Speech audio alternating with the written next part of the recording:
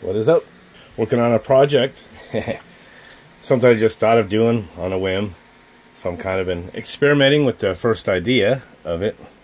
I thought it'd be pretty cool. Maybe mount it all this thing and just kind of go up on my 2-story roof if I dare, and just screw that to one of the brackets for the solar panels. There's one section of the roof where I can't really see because of the little wash next to it, and so the pigeons, because I can't like pluck them off of the roof that often over there because I can't see them from my yard.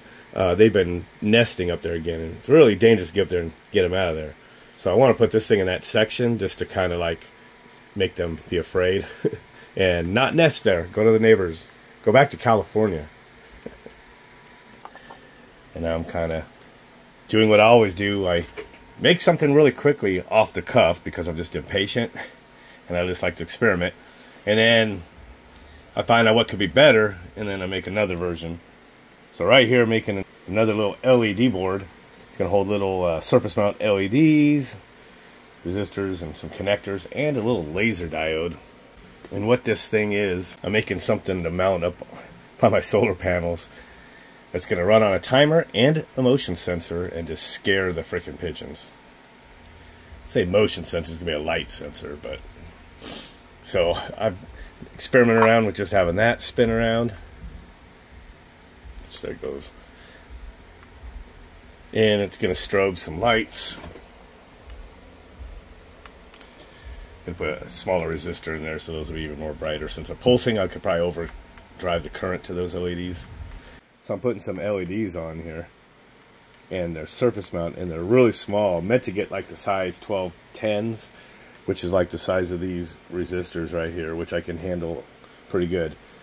But then, you may not be able to tell, but one of these LEDs is actually kind of clinging onto this little tweezers right here. There's actually an LED on the tip of this tweezers. That's how small they are. And there's the other red LED right there. So right now, on here, I have 2 blue LEDs mounted there. They make that resistor look huge. And that resistor is small. It is this size right here. So, yeah, not going to do anything on camera with that, but these are always fun. You kind of got to look on the bottom and find the, yeah, kind of spin around. The polarity of the diodes, you go for the LED. You put it on the right way, so light shines through the right way. But when I get it all done, I'm going to bounce the laser off these little foil flaps, so the light will just jump around and dance and hopefully burn their little pigeon eyes out.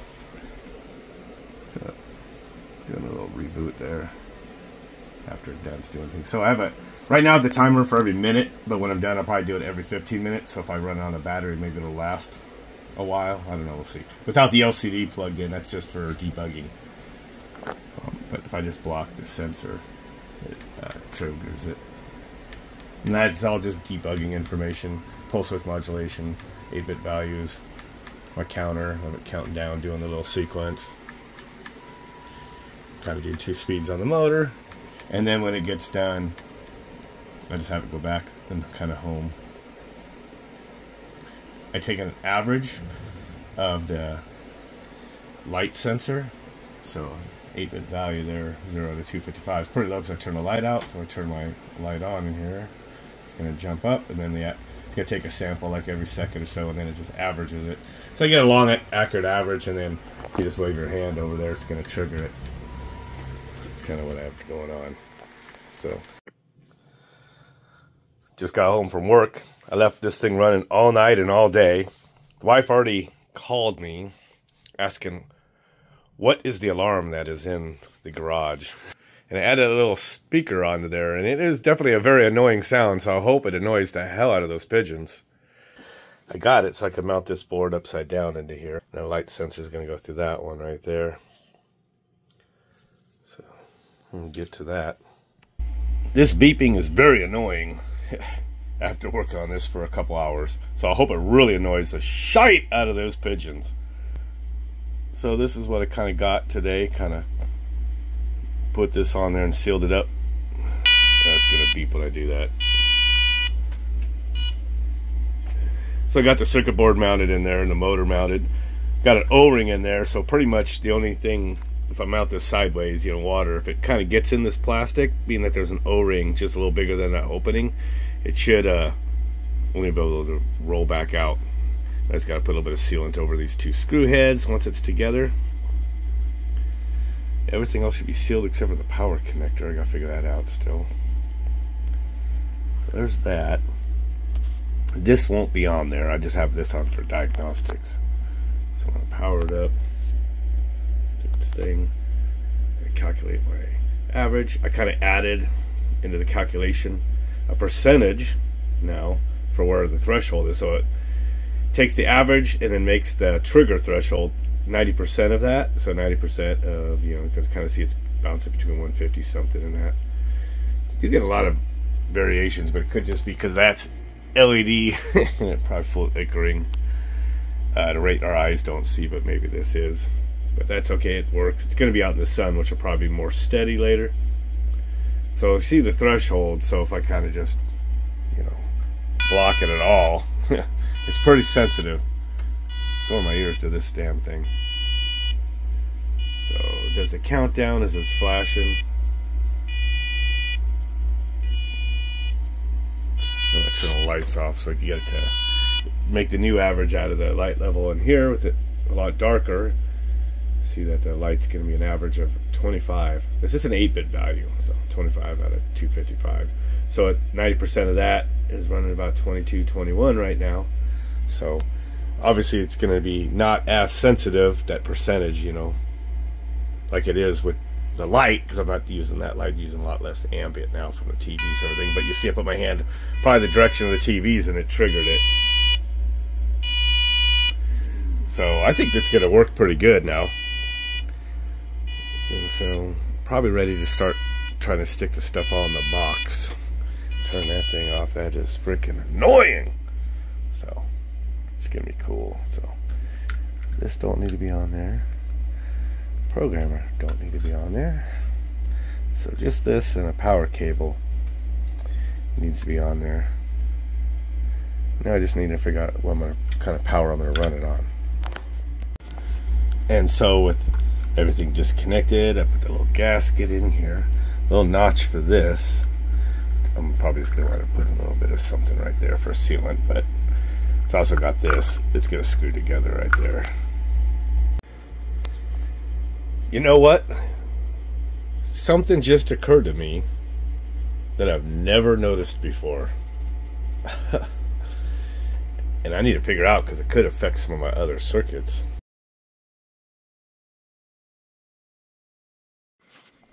Okay, got it all back together. Running off this battery pack. And now that I charged this battery pack all the way up to 16 volts, it seems to be lasting. When I had them charged up to like a 12 to 13, somewhere in there, that's actually not even close to being charged up to their capacity. So I think these can go up to 4.2 each. But anyway, I had it like 16.2 basically right now. And it doesn't even really change a tenth of a volt when I plug this in or don't, so I don't think it draws very much at all, just idle. And then if I block the light, so it's dropping it at not even a full tenth of a volt when it's running the motor. So this ridiculous thing, I'll probably go ahead and stick it up on the roof maybe tomorrow and see if it scares some pigeons. Again, it's going to do that every 15 minutes no matter what. And then when there's light, and it's averaging out, you know, about once every beep, it's taking a sample, right? And so after every 3, it's averaging the 3 together. And then when it drops down a certain amount, it triggers it. And I have it set pretty much to when it goes down pretty dark, like when it's getting pretty dark out, then it's going to just, I got it only, when it goes down to a certain level, it pretty much just won't go below that, the sample. And then that way it pretty much deactivates it at night. Get a bunch of false alarms or anything like that. So it won't get the motion sense at night, but it will during the day. And it's going to be pretty cool. So I think I'm going to put this up there tomorrow and just up on that scary 2-story roof and kind of just plug in with the battery for now. just to let it kind of go. And then I need to try to look and find some sort of owl statue or doll, toy, something. I'd like to have something with a head that can rotate, that I can hook a motor in and make the head spin around. Maybe real slow. And then have the lights, the eyeballs blink or something for fun, man. It'd be really cool if I could put some, like, something that would, like, really flash, you know. Some really high-intensity LEDs or something. I don't know. We'll have to see and kind of make them flash. That'd be kind of cool. Well, it is 11 a.m. the next day.